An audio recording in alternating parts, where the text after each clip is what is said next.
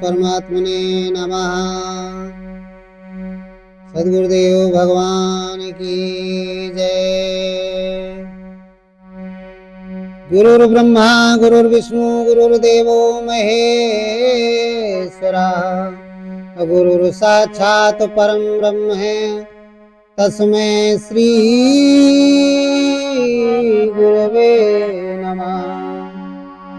तो ध्यान मूलम गुरुर्मूर्ति पूजा मूलम गुरुपदम कि मंत्र मूलम गुरुर्वाक्यम मोक्ष मूलम गुरु कृपा।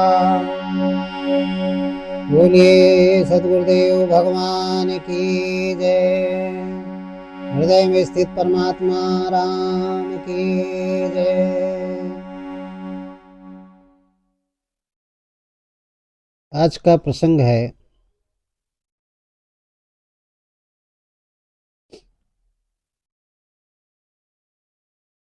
ज्ञान और वैराग्य क्या है,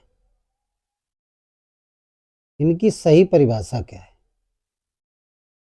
सही व्याख्या क्या है। ज्ञान और वैराग्य की सही व्याख्या क्या है, या यूं कहें ज्ञान और वैराग्य क्या है। आज हम ज्ञान के बारे में समझेंगे और वैराग्य के बारे में समझेंगे। बहुत अच्छा प्रसंग है, आध्यात्मिक है, तो इसके बारे में आज हम आपको बताएंगे। ये ज्ञान वैराग्य हैं क्या। तो देखिए, मैं आपको बताऊंगा ज्ञान और वैराग्य ये हमारे दो नेत्र हैं। अब आप कहेंगे कि नेत्र तो ये हैं जिनसे हम देखते हैं, ये कौन से नेत्र हैं। तो मैंने पिछले प्रसंगों में बताया है कि जो हमारा स्थूल शरीर है, इसके अंदर एक सूक्ष्म शरीर होता है और सूक्ष्म शरीर के अंदर एक होता है कारण शरीर।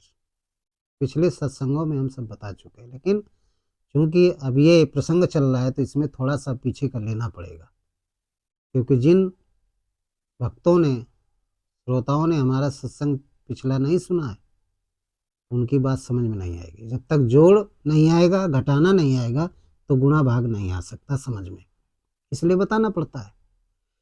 तो ज्ञान और वैराग्य बहुत इम्पोर्टेंट है अध्यात्म के लिए, और ये दो चीज़ों को समझना पड़ेगा पहले, ये हैं क्या, और समझने के बाद अपने जीवन में, मानव रूपी जीवन में स्मृति में उतारना पड़ेगा, डालना पड़ेगा, ग्रहण करना पड़ेगा, तब हमारा जीवन सुखी रहेगा, समृद्धशाली रहेगा। तो आइए बताते हैं आपको ज्ञान और वैराग्य क्या है। तो हमने अभी बताया आपको कि ज्ञान और वैराग्य ये मनुष्य की आंखें हैं। कौन सी आंखें हैं, दो आंखें तो ये हो गई, और दो आंखें हैं सूक्ष्म शरीर की। सूक्ष्म शरीर की दो आंखें ज्ञान और वैराग्य। अध्यात्म में इनको भक्ति के पुत्र कहा गया है।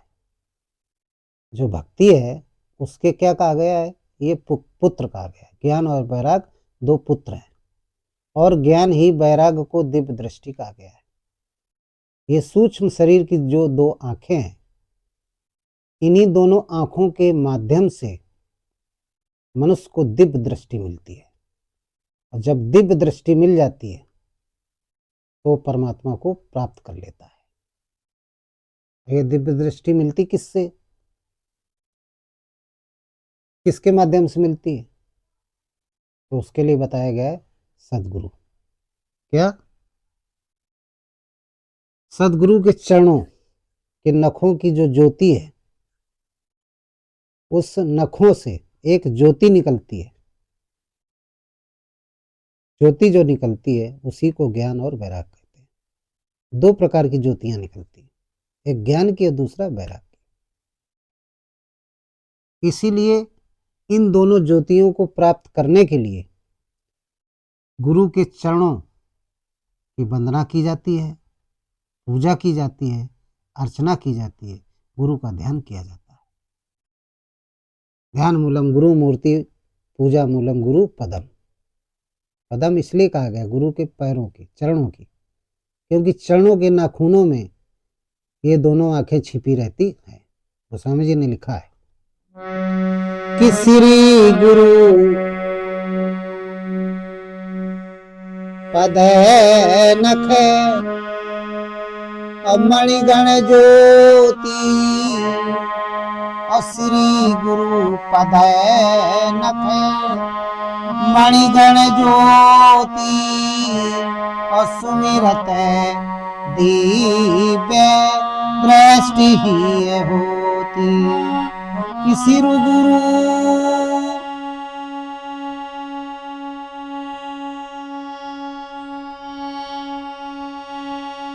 पद नख मणि गण ज्योति सुमिरत दिव्य दृष्टि ही होती।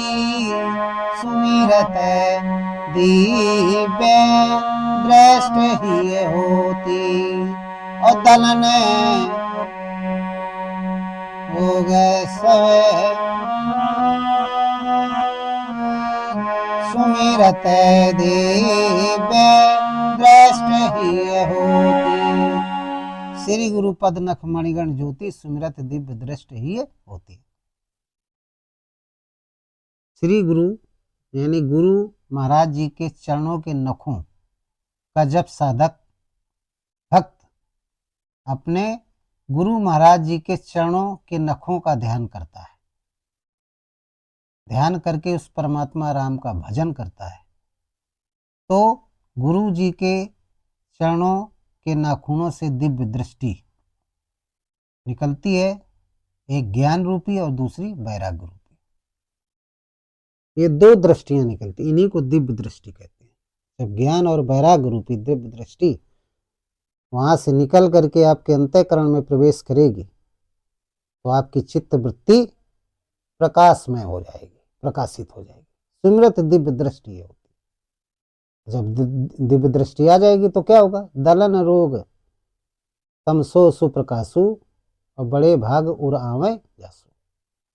सारे दैहिक दैविक भौतिक ताप सब नष्ट हो जाएंगे, प्रकाश युक्त हो जाएगा, आत्मा जागृत हो जाएगी।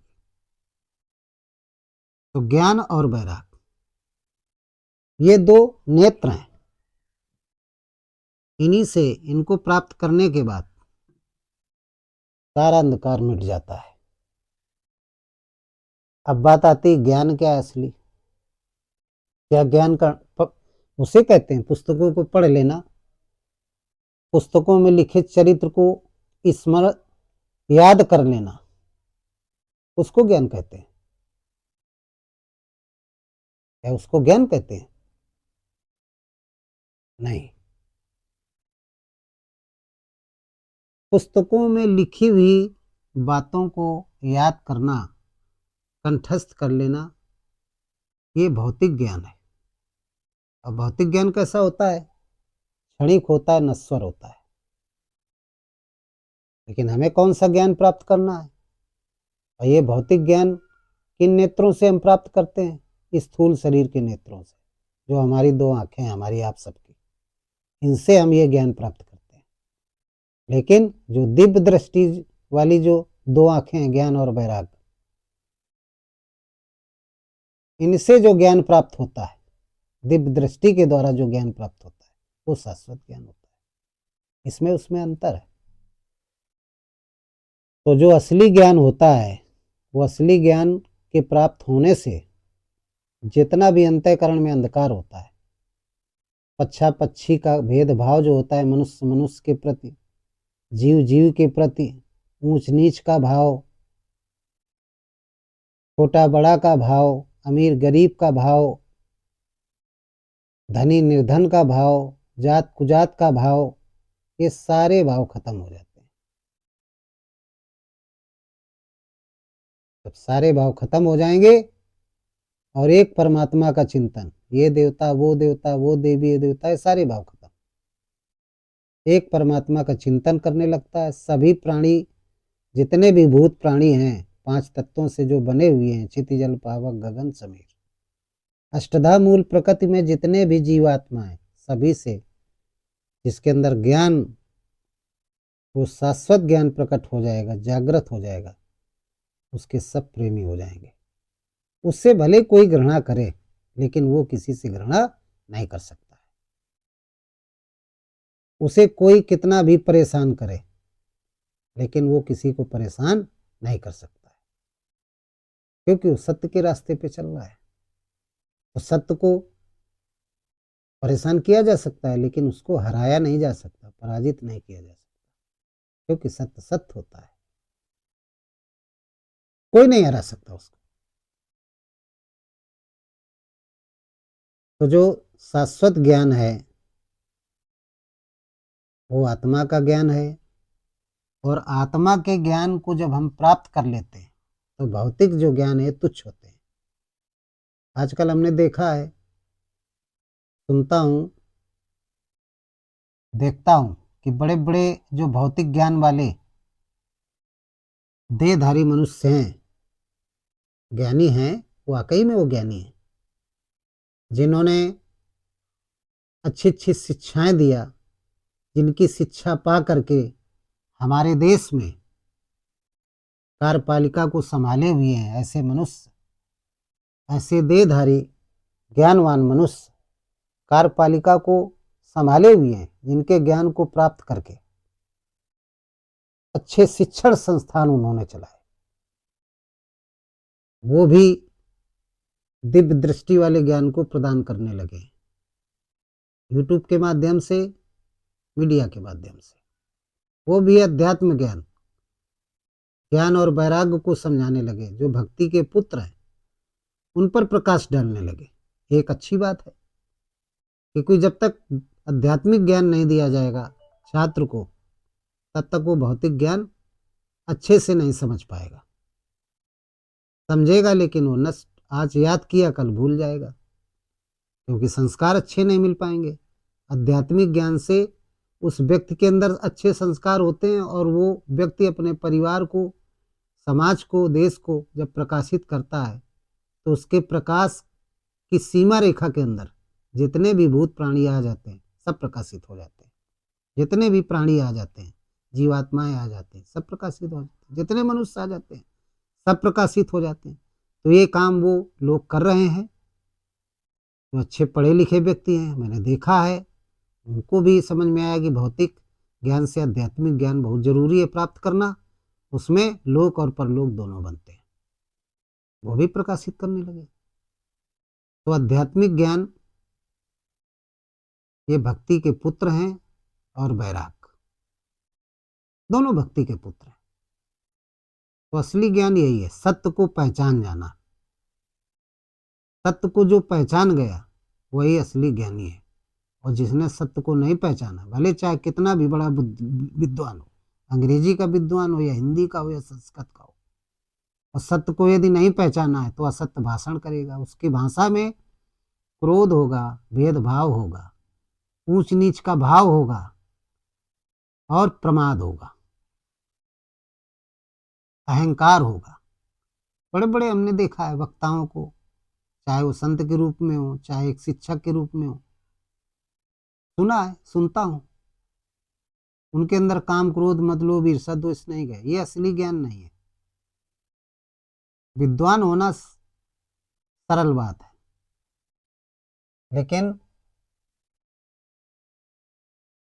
आध्यात्मिक ज्ञान प्राप्त करना, जो सत्य है, जिसमें किसी प्रकार का कोई विकार नहीं है, ये बड़ा मुश्किल है। क्योंकि जब ज्ञानी हो जाता है व्यक्ति, भौतिक ज्ञान को प्राप्त कर लेता, अच्छा विद्वान संस्कृत का हो जाएगा, हिंदी का हो जाएगा, अंग्रेजी का हो जाएगा, फिजिक्स का हो जाएगा, केमिस्ट्री का हो जाएगा, तो भौतिक ज्ञान में पारंगत हो जाएगा। ठीक। तो रिद्ध सिद्ध प्रेरे बहु भाई, बुद्धि लोभ दिखावे जाइए, तमाम पैसा आ जाएगा। जब पैसा आ जाएगा तो ज्ञानी तो है, लेकिन उसके अंतर्गत अंतःकरण में वो आत्मज्ञान नहीं है, भौतिक ज्ञान है, आध्यात्मिक ज्ञान नहीं है।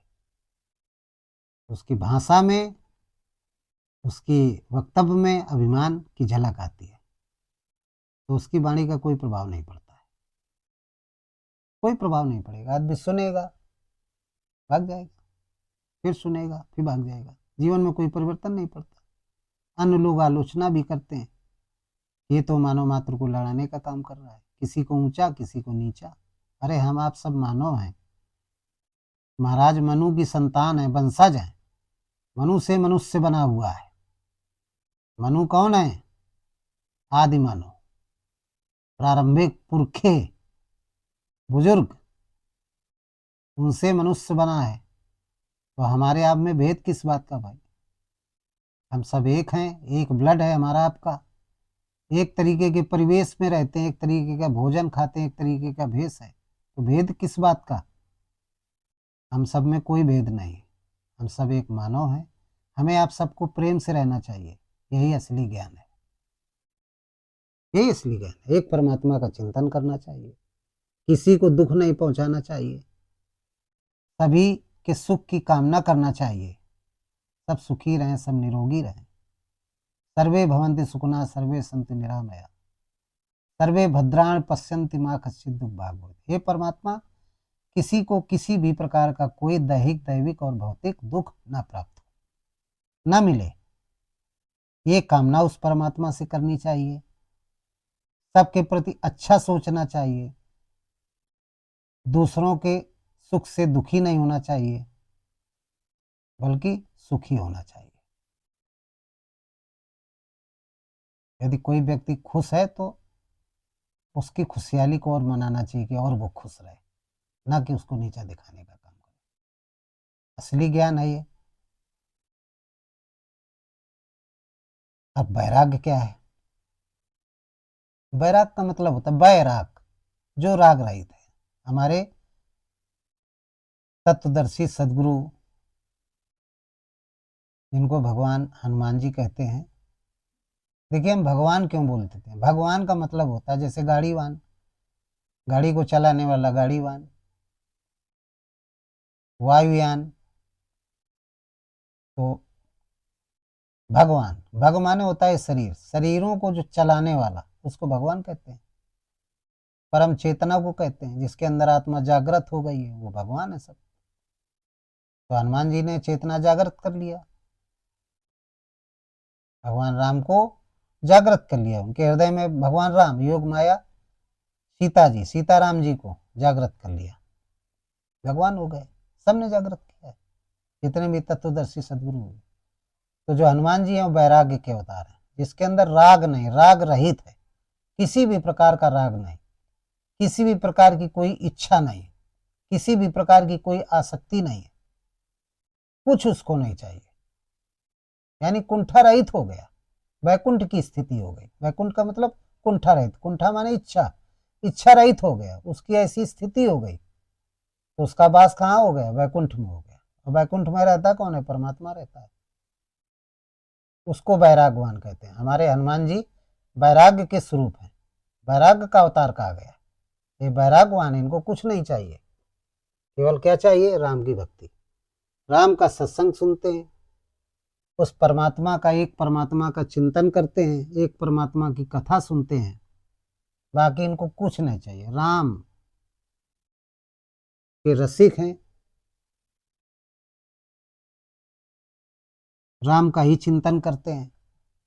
तो वैराग्य की मूर्ति है, जीती जागती मूर्ति है हनुमान जी, इसलिए पूजनीय है। भक्ति मुक्ति का साधन है, भगवान की पूजा होती है। और यहाँ त्याग तपस्या करने से इंसान की पूजा होती है, बिंदु जी ने लिखा है। वैराग ही त्याग है। जब राग रहित हो जाएंगे तो आप त्यागी हो जाएंगे। तो ये सूक्ष्म शरीर के नेत्र हैं ज्ञान और वैराग। तो वैराग ये हमें किसी सांसारिक चीजों में आसक्ति हमारी ना हो, कोई राग ना हो। केवल राग हो तो सिर्फ एक पर हो, उस परमात्मा पर हो जो सबके हृदय में निवास करता है। अष्टम हृदय अक्षत विकारी सकल जीव जग दीन दुखारी, जो सबके हृदय में निवास करता है, केवल राग उससे हो, संसार से राग ना हो, उसको कहते हैं वैराग। ये तो हनुमान जी के अंदर था, वैरागवान रहे। यही मीरा के अंदर था, वो भी वैरागवान हो गई थी, संसार को परित्याग कर दिया था, सब कुछ छोड़ दिया था। यही वैराग माँ सबरी ने किया, सब कुछ छोड़ दिया। 14 वर्ष भरत जी ने भी यही वैराग्य किया, सब कुछ छोड़ दिया। रमा विलास राम अनुरागी, रमा के विलास को, योग माया के विलास को, वैभव को सब छोड़ दिया था, केवल राम में अनुराग रखा था। राम अनुरागी तजत बमन जिम जन बड़ भागी। इसलिए जो ऐसा काम करता है वो बड़ा भागी होता है। जब राम का अनुरागी हो जाता है तो अपदृष्ट पदार्थ, अपाच्य पदार्थ कौन है? काम, क्रोध, मद, लोभ, ईर्ष्या, दोष, इन सबकी पलटी कर देता है। जैसे कोई अपाच्य भोजन है, पेट में चला जाए तो ज्यादा देर रुकता नहीं हो। आसुरी प्रवृत्ति वाला भोजन, अशुद्ध भोजन, उसकी पलटी हो जाती है। पलटी हो गई, खत्म हो गया तो संतुष्टि मिल जाती है हृदय में। तो रमा विलास राम अनुरागी तजत बमन जिम जन बड़ भागी। जब वो बमन कर देता है, पलटी कर देता है विषयों का, तो बड़ा भागी हो जाता है, उसका शरीर बड़ भागी हो जाता है। बड़े भाग मानुष तन पाओ। वाकई में उसको ऐसा बड़ भागी होता है कि देवता भी उस शरीर को तरसते हैं। श्रेष्ठ मानव हो जाता है, राम का अनुरागी हो जाता है। तो वैरागवान जो व्यक्ति होता है वो भगवान का बड़ा प्रिय होता है। उसके अंदर ज्ञान भी होता है। हमारे श्री हनुमान जी को ज्ञानियों में ज्ञानी नाम अग्रगण्यम, ज्ञानियों में अग्रगण्य माने गए, सबसे आगे माने गए, वैराग्य स्वरूप माने गए। अतुलित बल धामा मेहम शैला विधेयम धनुज बन कसानम ज्ञानी नाम अग्रगण्यम सकल गुण निधानम बानराणाम मुख्यम श्री राम दूतम शरणम प्रपद्ये। राम के दूत हैं, राम के पास में रहते हैं, राम के अनुचर हैं, राम के सबसे नजदीक हैं, राम के परम भक्त हैं। तो हनुमान जी को ही वैराग कहा गया। तो ये दो नेत्र हैं, ज्ञान और वैराग। जब तक वैराग नहीं होगा तो ज्ञान नहीं हो सकता, ज्ञान होगा तभी वैराग होगा। और ये भक्ति के पुत्र हैं। जब आप भक्ति करना शुरू कर देंगे तो दोनों ये नेत्र आपको प्राप्त हो जाएंगे। जब भगवान की भक्ति शुरू कर देंगे आप करना, वैखरी मध्यमा पसंती परा से, तो दोनों ये पुत्र जो भक्ति के पुत्र हैं, ज्ञान और वैराग, ये आपके अंदर भी हैं, वो जागृत हो जाएंगे। जैसे जागृत हो गए, लेकिन ये जागृति के लिए गुरु करना बहुत आवश्यक है। जब जागृत हो जाएंगे तो आप सच्चिदानंद हो जाएंगे, सच्चिदानंद स्वरूप हो जाएंगे। जो जाने सो देव जनाई और जाना तुम्हें तुम्हें हो जाएगी। तो आध्यात्मिक ज्ञान प्राप्त करना है, सत्संग सुनिए, श्रद्धा रखिए, विश्वास रखिए गुरु और भगवान के चरणों में, अपने गुरु के चरणों में, हृदय स्थित राम के चरणों में श्रद्धा और विश्वास रखें। उनके वचनों पर श्रद्धा और विश्वास रखें। जब रखेंगे संतों का साथ करें, सत्संग सुने। संतों का साथ का मतलब सत्य का सत्संग सुने। आजकल तो बड़ी अच्छी व्यवस्था है, सोशल मीडिया में यूट्यूब, फेसबुक, तमाम प्रकार के सत्संग होते हैं। आप देखिए, सुनिए, अच्छा सत्संग सुनिए। सुनेंगे, ज्ञान आपको प्राप्त होगा। जब ज्ञान प्राप्त होगा तो विषयों से आपको हो जाएगा वैराग, दिव्य दृष्टि प्राप्त हो जाएगी। जब दिव्य दृष्टि प्राप्त हो जाएगी तो जीवन में आप गलत काम नहीं करेंगे, अच्छा काम करेंगे। आप कोई भी आपके इंद्रियों से गलत काम नहीं होगा, क्योंकि आपके अंदर दिव्य दृष्टि प्राप्त हो। ज्ञान और वैराग रूपी जो दो नेत्र हैं ये खुल जाएंगे। कोई भी आपके मनसा वाचा कर्मणा से किसी भी मनुष्य के प्रति, किसी भी जीवात्मा के प्रति, चाहे पशु हो, चाहे पक्षी हो, चाहे कीड़ा मकोड़ा हो, चाहे इंसान हो, स्त्री पुरुष कोई भी हो, किसी के साथ आप गलत काम नहीं कर सकते। जब नहीं करेंगे तो सिया राम में सब जग जानी करो प्रणाम जोर जुगपान, ये भाव आ जाएगा। प्रेम ही प्रेम उमड़ेगा। कोई गलत भी कर रहा है उसके प्रति भी आप अच्छा सोचें। अरे वो मालिक तो आपको देख रहा है। आप भगवान ने कहा सुनि मुनि तो ही कहो सै रोसा, सब तज भज मोहि सकल भरोसा। नारद जी थे, उन्होंने उनको भी ज्ञान का उपदेश दिया। श्री राम जी सदगुरु हैं, तो उनसे भी कहा हे नारद जी, जो उस परमात्मा पर, एक परमात्मा पर विश्वास रखता है, तो परमात्मा उसकी रक्षा उसी प्रकार करता है जैसे एक छोटे बच्चे की रक्षा माँ करती है। कि सुनी मुनि तो ही कहम सहरोसा, और सब तजी भजय मोहि सकल भरोसा। कि करहूं सदा तिन की रखवारी, और जिमें बालक राखे महतारी, और जिमें बालक राखे महतारी। भगवान श्री राम जी ने नारद से कहा था कि नारद, जो एक परमात्मा का भजन करता है, क्योंकि सदगुरु थे, इन्होंने शिक्षा दिया जो तेरे अंदर मेरे अंदर सबके अंदर है। रमे निरंतर आत्मा सब घटाट होयाम, ताई से बुद्ध संत जन कहत तासो राम। तो सुन मुनि तो ही कहो सैरोसा, सब तज भज मुहि सकल भरोसा। भगवान श्री राम जी ने कहा कि मेरा भजन करो। भगवान श्री राम जी ने कहा कि वो ब्रह्म कह रहा है कि हे मुनि सुनो, मैं सैरोसा ये सत्य वचन कह रहा हूं, आत्मविश्वास के साथ कह रहा हूं, फुल कॉन्फिडेंस के साथ कह रहा हूं कि सुन मुनि तो ही कहो सैरोसा, सत्य वचन कह रहा हूं, सैरोस के साथ कह रहा हूं। सब तज भज मोहि सकल भरोसा। जो सबको त्याग करके एक परमात्मा का भजन करता है, तो जानते हो तो भगवान क्या कहते हैं, करऊं सदा उनकी रखवारी, जिम बालक राखे मातारी। जिस तरीके से छोटे शिशु को पर ध्यान माता का रहता है, छोटा बच्चा होता है, माता काम करती रहती है घर के, लेकिन ध्यान बच्चे पर रहता है। बच्चा कहीं लेटिन तो नहीं कर दिया, पेशाब तो नहीं कर दिया, कहीं गिर तो नहीं गया, भूखा तो नहीं है, प्यासा तो नहीं है। चित्त माँ का बच्चे पर भी रहता है, 24 घंटे रहता है, काम वो करती रहती है। इसी तरीके से जो भगवान पर समर्पित भाव से आश्रित हो जाते हैं कि हे नाथ, हम आपके ही भरोसे, इस संसार में आपके सिवा और कोई नहीं मेरा।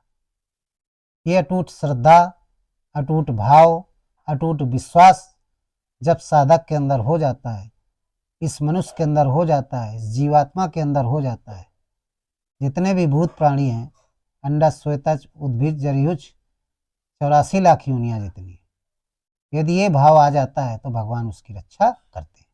जैसे एक पशु था गजेंद्र, हाथी, और मगर ने पैर पकड़ लिया था, लेकिन उसके अंदर भाव आ गए कि हे नाथ, आप मेरी रक्षा करें। भगवान तुरंत आए, गज को से छुड़ाया गजेंद्र को। द्रौपदी के जब भाव आ गए तो उनकी रक्षा किया। तो भगवान रक्षा करता है, केवल आप समर्पित भाव से हो जाएं। ये कब समर्पित भाव होगा, जब आपके अंदर दिव्य दृष्टि आएगी, ज्ञान और वैराग्य, असली ज्ञान प्राप्त होगा। जो इस समय पाखंड रूपी ज्ञान फैल रहा है, इस ज्ञान से आप और दूषित हो जाएंगे। तो असली ज्ञान प्राप्त करने के लिए असली गुरु चाहिए। ऐसा गुरु चाहिए, यमासितो ही वक्रोप चंद्रा सर्वत्र वंदते, वंदे बोधमयम नित्यम गुरु शंकर रूप, शंकर स्वरूप गुरु। अब शंकर जी तो चले गए, वो तो मिलेंगे नहीं, लेकिन संसार में शंकर स्वरूप सदगुरु है, जिनकी आत्मा जागृत हो गई है, जो सत्य का भाषण करते हैं, सत्य को दर्शाते हैं, सत्य से परिचय करवाते हैं, सत्य का पालन करते हैं, और सत्य का पालन करवाने की बात करते हैं। उनके सत्संग को सुने, आप सुनेंगे तो आपके अंदर निखार आएगा, आपके अंदर ज्ञान प्राप्त होगा। जब ज्ञान प्राप्त होगा तो सांसारिक विषयों से वैराग हो जाएगा। आपकी जो इंद्रियां हैं बहिर्मुखी हैं, वो अंतर्मुखी हो जाएंगी। अंतर्मुखी होंगी, अपना काम भौतिक करेंगे, 8-10 घंटे 12 घंटे जो भी ड्यूटी है, मन लगा करके इसके बाद चिंतन करेंगे उस राम का। ये शरीर जो मिला है, ये आपकी प्राप्ति के लिए मिला है। हे नाथ, जितना फंस गया हूँ उतना फंस गया हूँ माया जाल में, लेकिन अब आगे ना फंसने देना, और अपनी अनन्य भक्ति दीजिए। जो भी समय मिले आपकी भक्ति में मेरा मन लगे, संसार से विरक्त होता जाए, कृपा हो जाएगी, आप विरक्त होने लगेंगे। कोई आपको किसी से आसक्ति नहीं रहेगी। संत हो जाएंगे। स्थूल शरीर के लिए, पालन पोषण के लिए, इसको जिंदा रखने के लिए आप संतुष्ट होकर खाएंगे, आपके शरीर में पड़ेगा, कोई टेंशन नहीं रहेगा। जब कोई टेंशन नहीं रहेगा तो आप प्रसन्न रहेंगे, बड़े प्रसन्न रहेंगे। मानस रोग खत्म हो जाएंगे। ये मानसिक रोग तो मनुष्य को परेशान करते हैं, काम क्रोध मद लोभ ईर्षा द्वेष, ये सब मानस रोग, ये चित्त वृत्ति से निकल जाएंगे। तो ज्ञान वैराग दया भक्ति, ये सब जितने भी सद्गुण है ये रहेंगे तो आप आनंद मग्न रहेंगे। हमेशा भगवान का भजन करेंगे, चिंतन करेंगे, स्मरण करेंगे, काम करते रहेंगे, नाम जपते रहेंगे। इसी को कहा गया, जो मन चंगा तो कठौती में बहे गंगा। मन की तरंग मार लो तो हो गया भजन, और आदत बुरी संभाल लो तो हो गया भजन। ये कहा है किसी विचारक ने कि जब ज्ञान और वैराग, सही ज्ञान और सही वैराग हो जाएगा तो फिर मन के विकार सब खत्म हो जाएंगे। कि मन की तरंग मार लो हो गया भजन, आदत बुरी संभाल लो तो हो गया भजन। मन की तरंग मार लो तो हो गया भजन, आदत बुरी संभाल लो तो हो गया भजन। मन की तरंग मार लो तो हो गया भजन। मन की तरंग तभी मार पाओगे जब मन आपका निर्मल होगा। और मन निर्मल कब होगा? जब ज्ञान और वैराग रूपी जो नेत्र हैं सूक्ष्म शरीर में, वो जागृत हो जाएंगे। तो मन की तरंग मारोगे जब मन निर्मल हो जाएगा, फिर किसी चीज की आवश्यकता नहीं पड़ेगी कि आपको जल ढालना है मंदिर में जा करके, या अगरबत्ती लगाना है, या ये करना है वो करना है, धार्मिक कोई जरूरत नहीं। शरीर में रहते हुए भी शरीर से दूर हो जाएंगे, आप विदेह हो जाएंगे। इसी को विदेह कहते हैं। सिर्फ मन ही कार्य करेगा, वो राजा होगा। इस शरीर से मन का जो संबंध है वो क्षणिक रहेगा, मन मग्न रहेगा उस परमात्मा में। आसक्तियां सब खत्म हो जाएंगी, सच्चित आनंद हो जाएंगे आप। ये किसकी बदौलत होंगे? असली ज्ञान और असली वैराग।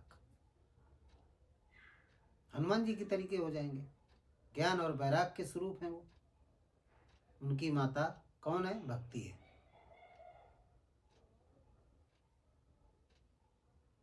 तो बड़ा अच्छा प्रसंग आप लोगों को बताया। तो ज्ञान और वैराग, असली ज्ञान प्राप्त करिए जिससे आपको वैराग होगा, विषयों से वैराग होगा। जो प्रमाद हमारे अंदर जिंदा है, व्यक्ति के अंदर, प्रमाद का मतलब होता है व्यर्थ की चेष्टा करना। किसी चीज को हम पा नहीं सकते लेकिन पाने का प्रयास करें, नहीं प्राप्त कर सकते हैं, पाने का प्रयास करें, इसको प्रमाद कहते हैं। वो नहीं मिलती है तो दुख होता है, क्रोध आएगा, क्रोध के बाद फिर दुख होगा, नहीं मिलेगी, दुखी हो जाएगा। तो कहाँ तरंग मार पाएगा मन की? तो हनुमान बनना है तो ज्ञान और वैराग प्राप्त करना बहुत जरूरी है। जब हनुमान बन जाएंगे तो राम जी आपको मिल जाएंगे, आप चिरंजीव हो जाएंगे। अजर अमर गुरु निमित सुतु हो।